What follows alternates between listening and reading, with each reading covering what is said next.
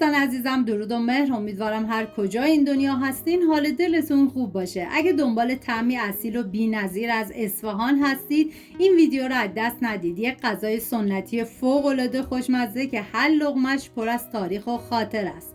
بریم که با هم دیگه طرز تهیه‌اش رو ببینیم.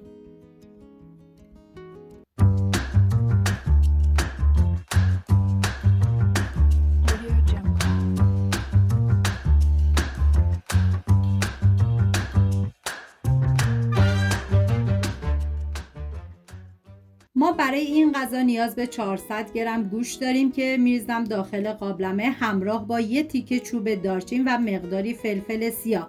نمک رو میذارم برای مرحله آخر. زردچوبه توی این غذا کاملا اختیاری، اگه دوست داشتین میتونین استفاده کنین، ولی این غذا معمولا سفید سرو میشه، یعنی بدون زردچوبه.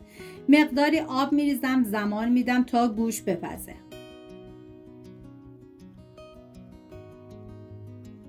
150 گرم برنج که معادل یک پیمان نصفی میشه از 2 ساعت قبل خیس کردم. بعد از اینکه گوش پخته شد از آب خارج میکنم و بعد از خارج کردن باید برنج رو به آب گوش اضافه کنید. زمان بدید تا برنج بپزه. در طی زمان پخت اگر دیدین که نیاز آب بهش اضافه کنید، مقداری آب جوش بریزید. هم میزنم و زمان میدم. اگر از برنج نیم دونه استفاده بشه که خیلی بهتره، که من متاسفانه نداشتم. بعد از اینکه برنج پخته شد اول یه هم میزنم و بعد از هم زدن گوشت ریش ریش شده رو بهش اضافه میکنم.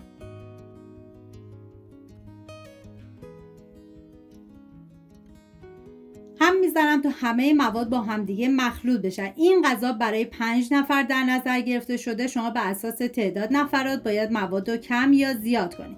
حالا باید با استفاده از گوشت‌کوب دستی بکوبید، یا میتونید بریزید داخل یه سینی و کفمال کنید، که به کوبیدن داخل سینی میگن کفمال کردن. من کاملا میکوبم